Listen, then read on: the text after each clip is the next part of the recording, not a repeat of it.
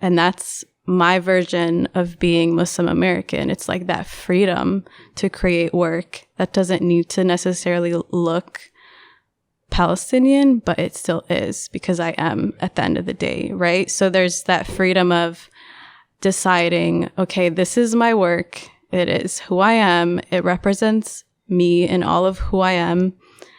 And it's new, but it still has weight to it. And no one can tell me otherwise, right?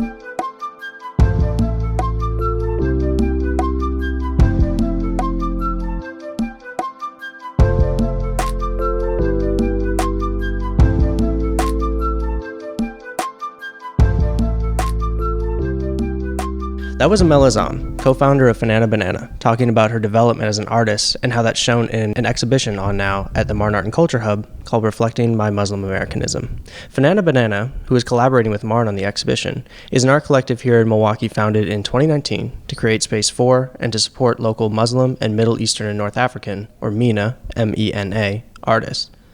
As co-founders Nayfa Naji and Amal Azzam will say in the interview, it was a space they felt was missing in Milwaukee, and that there are few places for Muslim artists to showcase their work without judgment for using Islamic cultural or religious symbols. The name itself, though, is a reflection of the group's identity and intent. Fanana means artist in Arabic, making plain the group's connection to Muslim and MENA artists. Banana, however, has no cultural roots, but was included just because it rhymed and it sounded silly with Fanana Banana. Taken as a whole, Fanana Banana is a space for Muslim and MENA artists to be themselves, whether that be reflected in works with or without direct ties to Islamic culture. I'm Sam Woods, MARN's communications manager.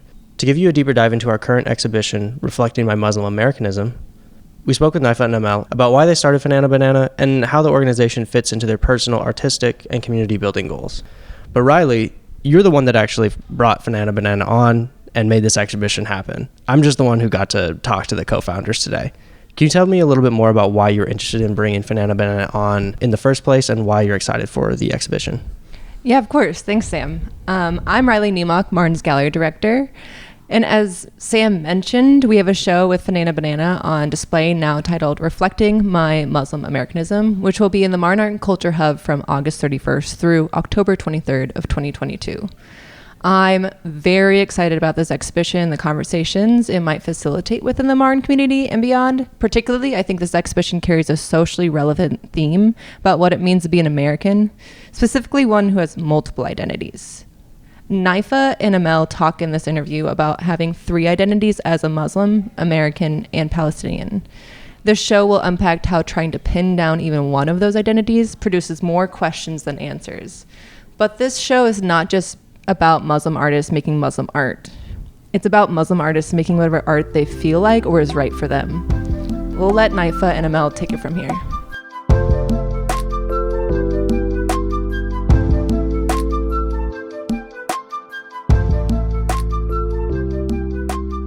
Hi, my name is Amal Azzam. I'm a graphic designer turned painter at the moment.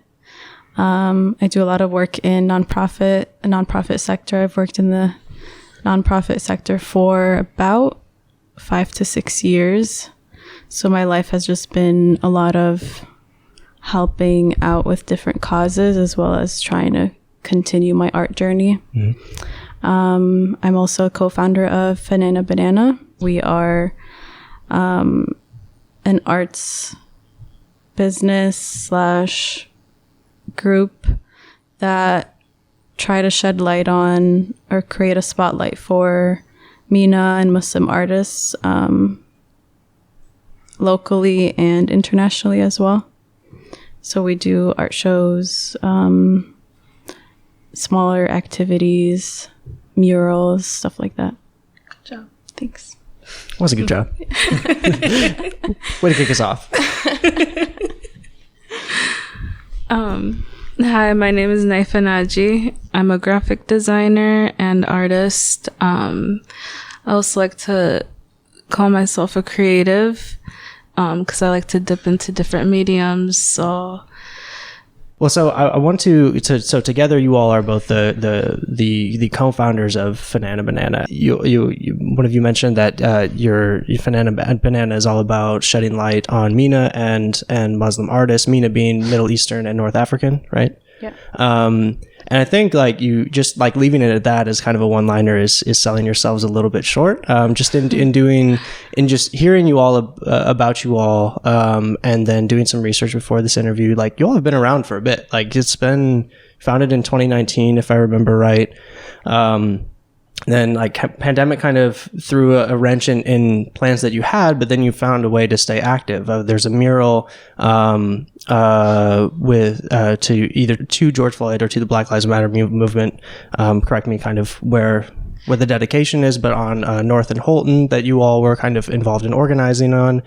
You just had a show that like got a good amount of attention, the We Are MKE show on Mitchell Street. So as you kind of look back on the last couple or a few years that Fanana Banana has been in existence, how has it kind of been the same, what you expected, and how has it been kind of how have the new challenges arrived, and what have you kind of, how's it developed unexpectedly, I guess? Well, I think the business happened unexpectedly, to be honest. Business, what is that? What do you mean by that? The Fanana Banana. Oh, sure. Yeah. I mean, it first started out as an idea for one show, and with the audience we had and all the attendees were like, this is amazing. Mm-hmm. What are you guys going to do next? And then it was like, what are we going to do next? I haven't thought about that, actually. Yeah. That's a great question. Yeah. So after that, we hosted workshops. We started trying to network with other local creatives and, just support as we support artists, but also create a space where artists can be supported as well. And so from then on, we did paint workshops, murals, art therapy sessions, just a dab of little things here and there. So the intent of the first show we ever had was to create a space for local Muslim artists, since, there's a lack of space in that. And after all the attendees were like, what are you guys going to do next? And then we were doing what we thought was next. I think we started to realize more and more, like, this was really a space, like, we felt was missing, but, like, being the ones to create it, you really feel it, because you're just like, damn, like, there really is nowhere else for Muslim artists to really feel comfortable or like showcase their work and not feel like any harsh like judgment for like the basic symbols that are like looked at as like terrorist.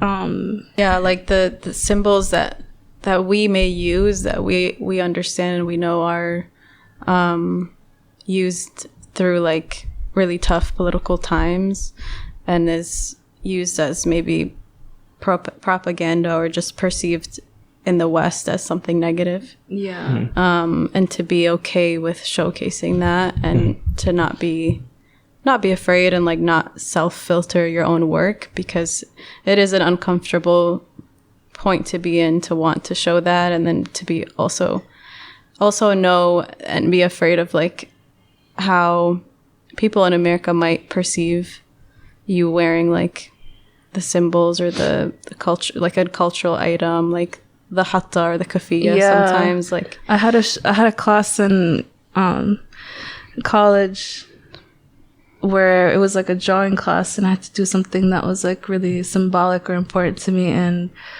I captured an image of this guy that was wearing the kifaya, and he was holding like a bomb that was filled with flowers, because that signifies the bombing in Palestine or in Palestine.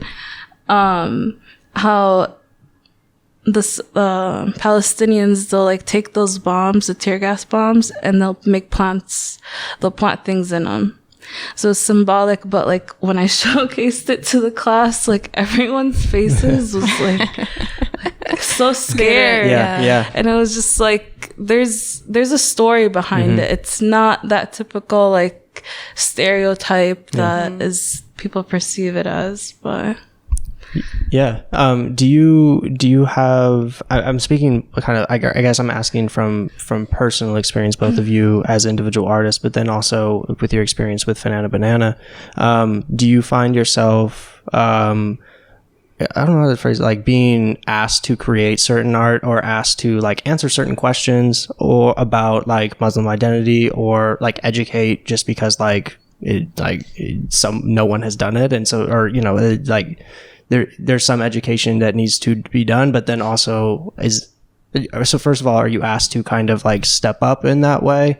And then like, is there a tension between like, but I also like, that's not the art that I want to make, or like, that's not necessarily what I'm here for? Not that anyone was like, this is the type of art you should create or anything. I feel like it was like something that just felt like, oh, I had to be that artist that created stuff that was related to my culture or to my religion. But like, as I grew more as an artist, I was like, I don't need to identify with that to create my art. Like, my art doesn't need to be inspired by my roots. Like, it's nice, you know, like your roots are always going to inspire you, but you're going to want to create art revolving around other themes or ideas or, you know, for example, push boundaries. Yeah, pushing those boundaries. Some of the artwork I tried to get into was in relation to a health condition I had learned I had, which is PCOS, polycystic ovarian syndrome. And creating pieces out of those was very different from the pieces I created that were culturally inspired and religiously inspired. So taking myself out of that comfort zone and creating something that I'm still not fully, what is the word? Expressionate about, but using art as that form. I mean, art has many healing properties to it. Oh, for sure. Yeah. Yeah. Like, for many reasons. It could be just looking at it, creating it, you know, zoning out like that. That's the best. That's the best part of creating art. The flow, the flow state, is that what they call it? Yeah. When you're just kind of like in it, and you wake up 3 hours later, you're like, wow, that was created. Who did that? Yeah. Or sometimes it's just like, what the heck was that? What was I thinking? Come from? Yeah. Gotcha. Well, I mean, I actually, like, growing up, I always knew I wanted to do something with art. So, like, in the beginning, I always had comments like that from, like, family and friends and, like, teachers, you know, like, oh, you should paint something about Palestine. You should paint Palestine. You should do calligraphy. And I always knew in, like, the bottom of my heart, like, I appreciated those comments, but I felt like their viewpoint as to what art is was very close to, you know, the struggles that they were dealing with as, like, first generation, like, you know, just like, for example, my parents are both refugees, so I'm first generation American, and so I had to kind of like figure out, like, and understand why they were asking me to create specific things all of the time. And I kind of exercised that for a while, and then I finally was able to let it go, and then reach a point of creative freedom in my own way. Like, I like to use pink a lot, the color pink. I like to use bright colors. So I kind of finally reached that point of, like, mixing and mashing, like, my identity with my style versus recreating artwork that basically is just a redocumentation of our history and our identity and the things that I personally think, like, my parents lost, and that's why they ask me or they would ask me that all the time. Or, like, you know, people that come to America, they you know, they lost a lot of things when it comes to just home, like just that feeling of home, like the air that they smelled, they're never gonna smell that anymore, feel that anymore. You know, just the food is different, the transportation is different. There's so many things that are just new. And so I think I think I figured it out. They'll never admit it, but they'll never be like, that's not what, but I think that's what it is. I think deep down that's what it is. They just miss home a lot. And so they want the artists that are coming up to just represent them constantly. Mm-hmm. And that's okay, but it also doesn't give me that much creative freedom. Yeah. So I exercised it for myself and for them. And now I'm past it, which is pretty exciting, I think. Yeah. It strikes me as a very like generous kind of or empathetic understanding. Like usually when artists are kind of talking about how a creative vision is being imposed upon them, or they feel like it is, it's like more adversarial than you're talking about, where you're like, but you're saying like, I see where you're coming from, and I see why this would be important to you. Mm-hmm. But it's limiting to me in these other ways. And that just struck me as an incredibly empathetic way of. It was a journey to get to that point. Sure. Yeah. I'm sure you just pulled that out and that's just like who you are. I was of course frustrated at first. I'm like, don't you see what I do? Like, I did digital art at the time, and I had my own style to it and everything. And it was just like, and then it was a journey. I finally was able to get to that point of empathy and to put myself in their shoes as best as I could, which helped me get to where I am now, which is cool. It was just like the gateway that I needed to walk into. Yeah. Yeah. Yeah. The show that is at the MARN Art and Culture Hub right now, reflecting My Muslim Americanism. And as you both have mentioned, like there can be identity as just like Muslim American, but then once you open up, like, okay, what does that mean? There's a bunch of different threads you can go on. And so some themes that in the show, are, identity struggles, but then also mental health, feminism, racial equity, even down to like political foreign policy is all kind of wrapped up in the show. I guess I don't really have a question. I just kind of wanted you all to talk about the show and its importance in this moment, and then, for you all. So I personally think the show is really important to me, to artists like me, being Muslim, being American, being born and raised here. There's like an identity within an identity that we constantly have to figure out on our own, because I'm first generation American, like I said. So a lot of things that I experience are new to me. My parents have never really experienced it in a way that they can give me pointers on how to get through certain things. And I think the artwork will reflect that, hopefully. And it's really important to have a show like this, because it's just such a new I guess genre of art. I don't really know how to explain it. Just like the representation is new in the art world. It's new to represent and showcase artwork that's created by Muslims and only Muslims, and then also to have some insight as to what we go through as being Muslim American and what that means to us, whether that means I am Muslim and then I'm American, or I'm American and I happen to be Muslim. Those two ways of saying it's a completely different experience of being American, right? So I think it's important in terms of representation, and then just like I said, that insight into what people can go through, and those people happen to be Muslims that are American or Muslims in America. Yeah. Nayfa? Well, the theme of the exhibition, I feel like it summarizes just Muslim Americanism, right? But it breaks down to being American, to being Muslim, and then it's also like being Palestinian or whatever culture your roots are from. So it's like you have these three identities, and you're like trying to figure out what things are okay with this, and then it's like what things are okay with this, and it's like, okay, these don't mix at all, and then it's just like a confusing like feeling. But I think through the struggles, like most of us growing up here can relate, and I think just trying to figure out like who we are as individuals kind of helps navigate that. just really understanding yourself, while also understanding all the identities that you have.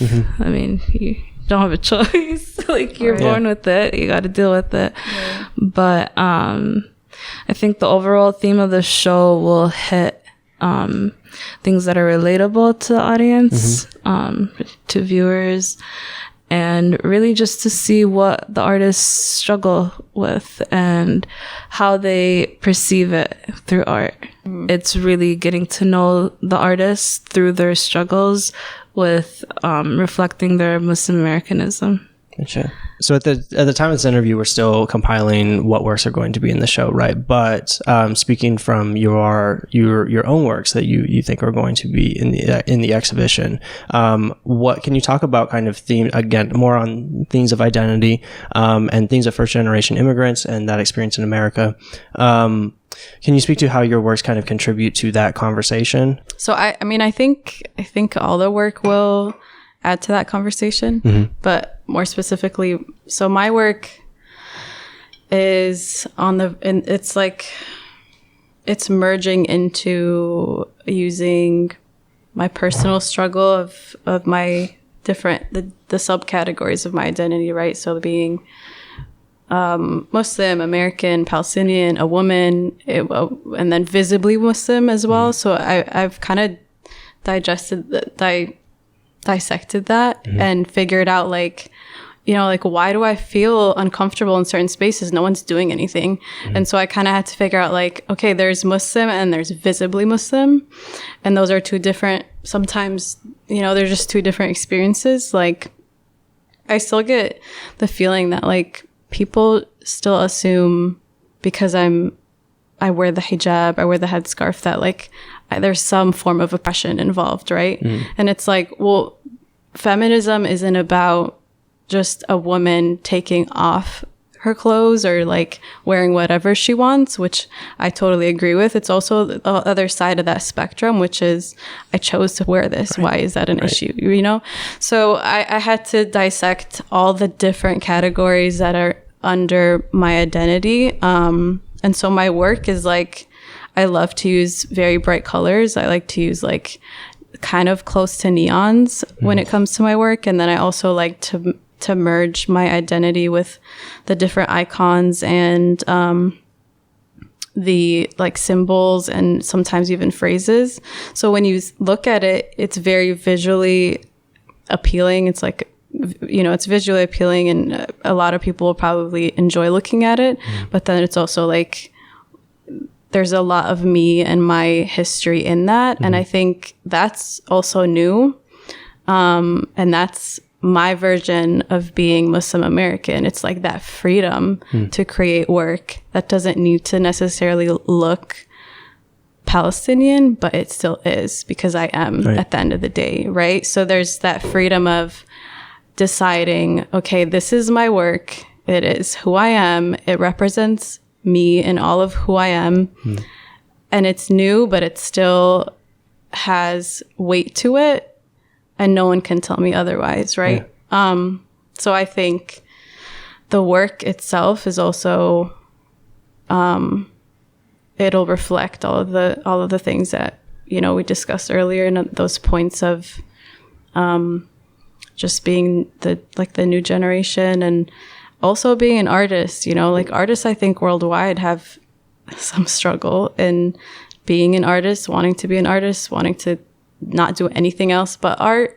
And so that's, like, also added to my list of things that I had to dissect and just, like, reach a point where I'm like, okay, I'm at, like, you have to accept these things and you have to find a way to cope, and maybe not to cope, but just, like, walk through it. Like, just walk through all of this chaos and find peace in it. And I think I'm close to reaching that, which is pretty exciting. And it's fun because I get to bother people with my work and get them to think about things a little differently and get them to think about identity a little bit differently. Like, okay, I'm Muslim American and I'm Palestinian. That also means I can, like I said before, I can represent it in the way that I want to, and that's okay, and it's valid. True. That's my answer. Nice. Thanks. Right? Mic drop.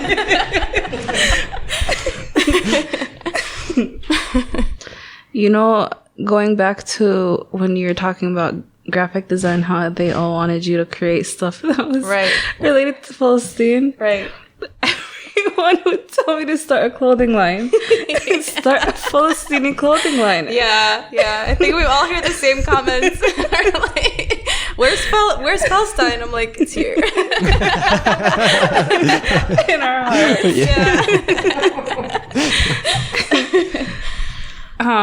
My style of work, I feel like I've been like figuring it out. That's fair. Yeah, because like I went to school for graphic design, but I still like got into other mediums, but that was my focus. And so creating digital works, I mainly created things related to like religious or cultural things. Mm-hmm. But when I got into painting, I started to really pay attention to what I was feeling. Mm-hmm. And while I was painting, I would just paint whatever I felt. So it wasn't like an intentional painting. It was more like, this is what I feel. I'm going to go with it. And whatever I end up creating, I create. And that is what my emotions felt. Yeah. So like seeing that with my own eyes at the end, it was just like, okay, wow. Like that's a big scatter, a lot of patterns, a lot of squiggles, like a lot of things just meshed. Mm-hmm.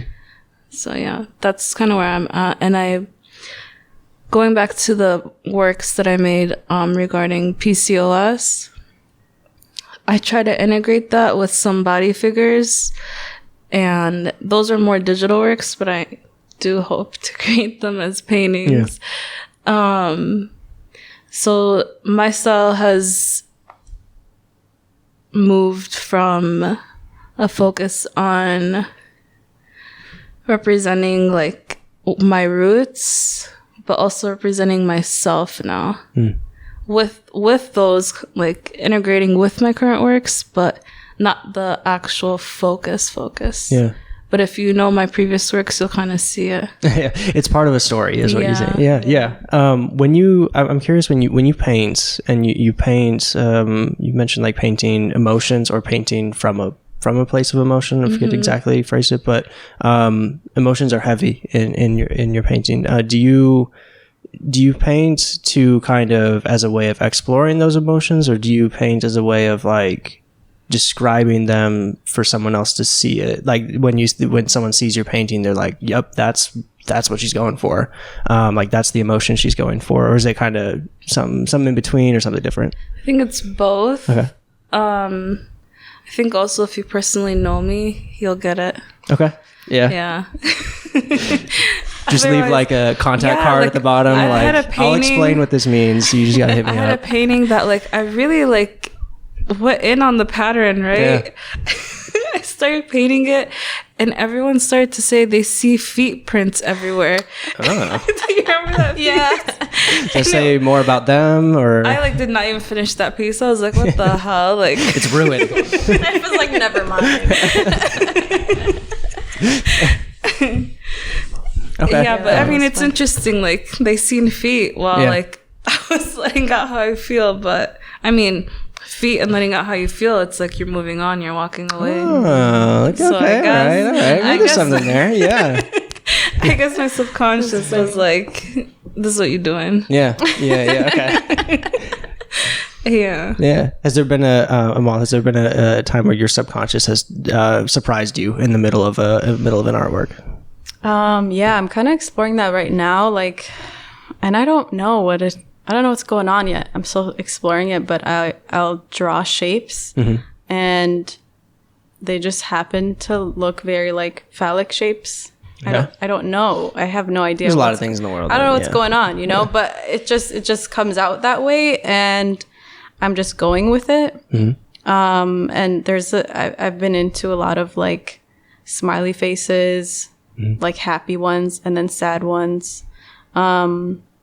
And using those just two very simple, like ways to describe not to describe, ways to visually like represent like how I'm feeling. Like during COVID, it was just happy, sad, happy. There was one painting I did where I made like a stamp, and then I stamped like happy, sad, and then I turned it into more like intuitive kind of thing. So depending on like what I wanted to release in the moment, it was like 5 happies and then 2 sads. And then I was like, okay, I think like 6 sads now, and then 2 happy, and that one sold. And I kind of just like, I want to reach out to the guy who bought it and ask him to like, just scan it and have documentation of it, because I unfortunately didn't do that before I sold it to him. But my work there's little hints of things that are going on, and I'm like, okay, let's explore it and let's just keep going. I think with artwork, there's this relationship that you need to have where you just have to like give in sometimes and just like surrender and be like, okay, this is where it's going. It'll make sense in a year. Yeah. And it does. Like it does make sense after some time. And then you look back and you're like, I was going through quite a lot, you know? But art is just amazing in that sense that it gives you like a lifeline through whatever you're going through. Yeah. So yeah. Well, as you were talking, you were making me think of a painting that I mentioned this before we started recording, that there was a painting of yours at the We Are MKE show on Mitchell Street about a little over a month ago, that was inspiring to me, and it was exactly kind of what you were saying, where it wasn't quite the like 5 smiley faces, 2 sads and like that, but it was like in this corner there's some raindrops and like kind of some stormy clouds, and then over in this corner there's some happy faces, and then over here I don't remember, like maybe like an egg or something like that. Like it's just like a bunch of little like, not even scenes, just like pieces, like sections almost of doodles, but then it all kind of came together, and I remember staring at it for like 20 minutes, like looking at all of these ones. Black and white. Yeah, it was my only black and white one too. That one was very intuitive. Also, I just did what I wanted. I mean, yeah. And it's funny because I was going through a very rough time at the time, and I decided to just paint it out. And I don't know if you noticed, like some parts flowed very well and then some parts didn't. So that one, I think that's one that I called It's All Chaos. Yep. Because it was all chaos, It certainly was. And it's beautiful chaos, though. It's beautiful chaos. Paint it. Can you recreate a scene, or you just had to be there? You just had to be there. Okay. The last question I have for you all is less of a question and more of an invitation for you all to have the final word. So if there's something, if there's something that you want to reiterate from before, or something that you want to bring up, something you want to leave the audience with, I should also say how people can find you on social media and your work and all that. Last question, less of a question. Just want to hear from you all one last time. I think artists, especially when you're upcoming, you're trying to figure out your art. I think the advice I'd give is just take your time. Just go with the flow and it'll come to you. Okay. Yeah. Thank you. Yep. And we're on all the socials, mostly Instagram, Fanana MKE. Follow us for just fun stuff and stay updated, I guess. All right, will do. Thank you all so much. I really appreciate getting to know you all a little bit more today. Yeah, likewise. Thanks for having us. Absolutely.